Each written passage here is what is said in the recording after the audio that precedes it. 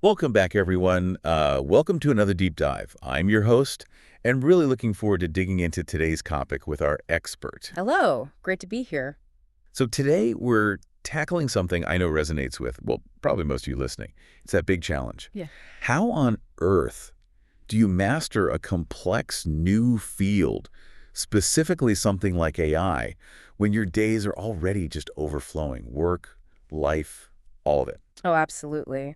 It's a struggle I remember so clearly from my own experience. It's incredibly common. You often feel like you're just hitting a wall, right? Mm-hmm. You put in a long day at work, you're drained, and by the evening, your brain just feels, well, squeezed dry. There's very little energy left for any kind of focused learning. Yeah. And this deep dive, really, it's for anyone who's felt that exact exhaustion. Anyone who's, opened up a course video or a dense paper feeling optimistic, only to find themselves drifting off minutes later. Yes.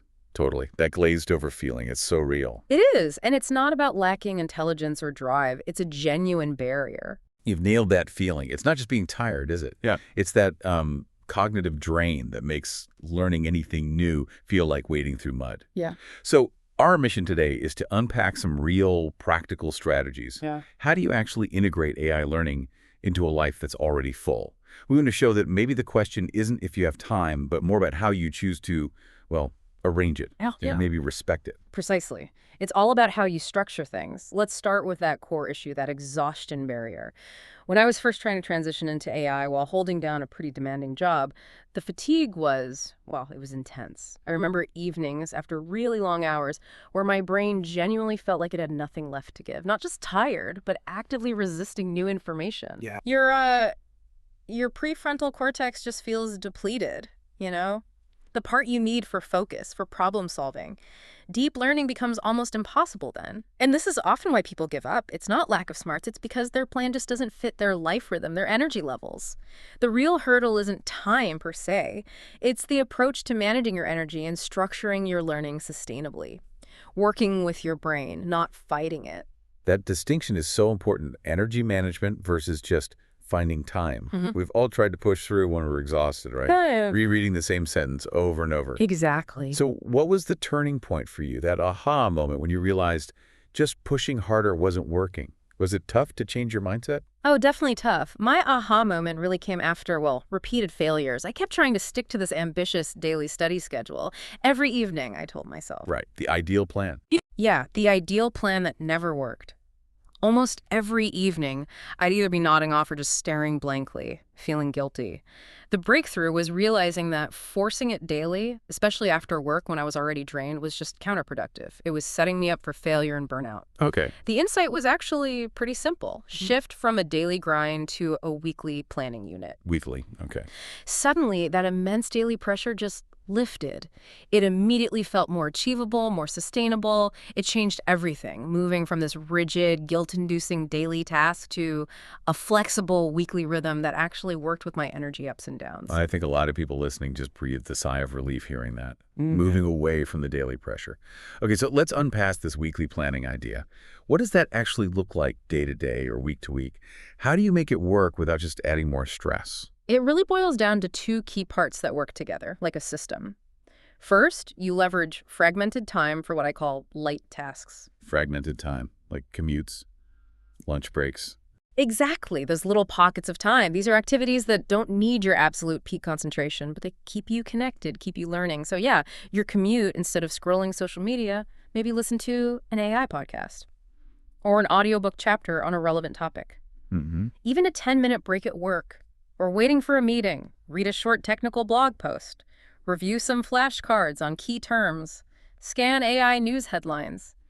These aren't about deep dives. It's about exposure, vocabulary, just keeping things ticking over without using up that precious deep focus energy, like little deposits in your knowledge bank. Okay, so using those in-between moments for low-effort learning, sort of like self-learning. I like that. It doesn't feel like another huge task. So what's the other side of the coin? The heavier lifting. Right. The second part, and this is crucial, is the dedicated deep learning session. Okay. This is where you really make progress, build those mental muscles. You schedule one specific block of time each week, maybe 2-3 hours, whatever feels realistic to start, and you treat it like an exclusive AI date. Huh, I like that. An AI date. Yeah. It's non-negotiable. Like a critical meeting you wouldn't dream of skipping. And during this time, Total focus. Phone silenced, notifications off, close, irrelevant tabs, maybe even noise-canceling headphones. Create the bubble. Exactly. Create the bubble. And you dive deep. Work on a project, debug code, implement an algorithm, really wrestle with a complex research paper, no interruptions. This is where you grapple with the hard stuff, experiment, and really solidify understanding. You have to protect this time fiercely. It's where the major gains happen. That exclusive AI date really frames it, well, highlights the commitment needed. But, setting that time aside and actually protecting it can be hard. Life happens. Any tips for making sure that deep session actually happens each week? Yeah, that's key because things will try to invade that time. First tip, schedule it like it's a meeting with your boss or your doctor. Put it physically in your calendar, block it out, make it official. Don't just hope it happens. Right, make it concrete. Second tip, this is maybe more psychological, start small if you need to. If 3 hours sounds terrifying, commit to 90 minutes. Or even just 1 hour.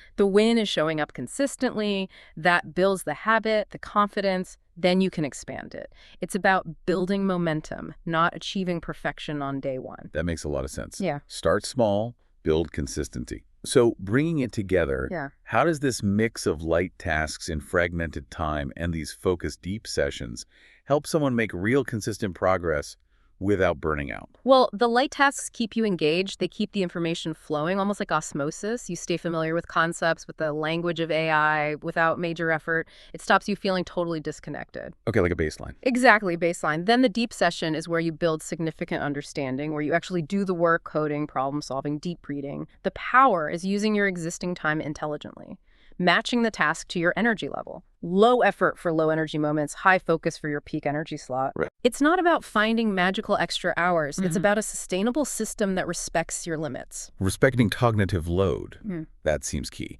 Which brings up another challenge. The sheer amount of information in AI, it's like a fire hose. New models, new papers every single day. Yeah. How did you handle that? How do you curate what you learn without getting totally overwhelmed or feeling like you're always behind? Oh, that's a huge one. Information overload is so real in this field. With limited time, you have to prioritize ruthlessly. What worked for me was structuring my learning into 2 tracks, a main learning track and a branch exploration track. Okay, main track and branch exploration. Yeah. Like a primary route and some scenic detours. Exactly like that. Your main track is laser focused on the skills and knowledge directly tied to your primary goal. For me, that was things like Python for data work, core machine learning concepts, understanding neural networks, the absolute essentials for where I want it to go. This is your core curriculum. It's what you dedicate almost all of your deep learning session time to. Non-negotiable stuff. For someone listening, maybe it's mastering PyTorch or getting really good at NLP if that's their goal.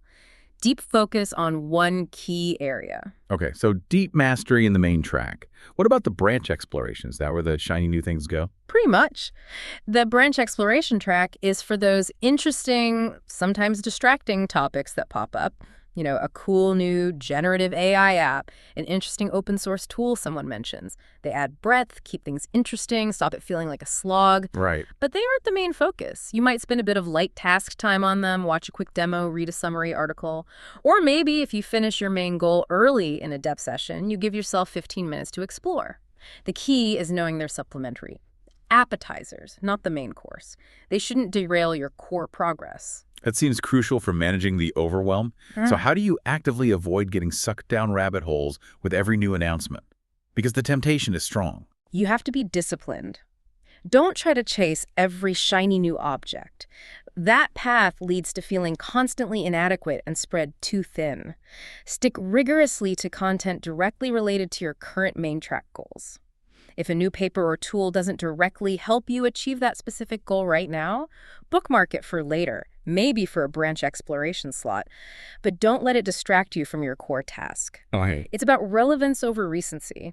And honestly, giving yourself permission not to know everything immediately, that permission is so freeing. Permission not to know everything. I think that's going to resonate. It makes it feel manageable. Now, even with great planning and focus, learning AI while working is tough. There will be days you feel tired, frustrated, like giving up. How do you sustain momentum? How did you avoid throwing in the towel during those inevitable tough times? You're so right. Those moments are inevitable. It's not if, it's when. A big trap many people fall into, and I nearly did too, is believing they must make progress every single day.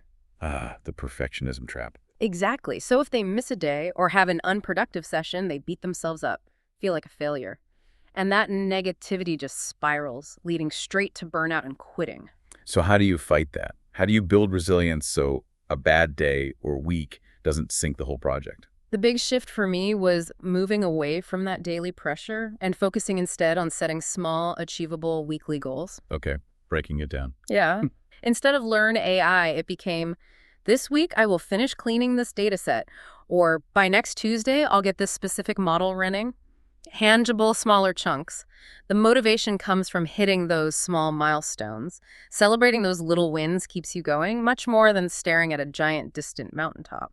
And the other crucial part, really learning to listen to my body and energy level. Self-awareness. Huge. If I felt genuinely exhausted, mentally drained, pushing through was pointless. I learned to adjust my pace. Sometimes that meant doing a lighter task instead of a deep dive. Sometimes it meant taking a day or two completely off. Taking time off can feel counterintuitive, though, right? Like you're losing ground. It can feel like that, but it's actually the opposite. For complex learning, rest is productive. Pushing when you're running on empty leads to poor learning, frustration, and burnout. Think of it like training for a sport. Rest days are essential for muscle growth and recovery. Your brain needs that too. That's a great analogy. Rest is part of the process.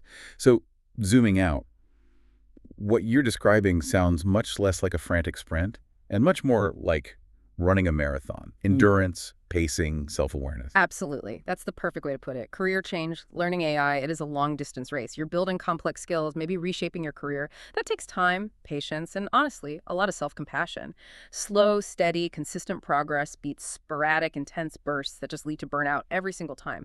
It's about showing up regularly, but also knowing when to ease off and recharge so you can keep showing up long-term. This has been such a valuable deep dive. Really practical, sustainable strategies.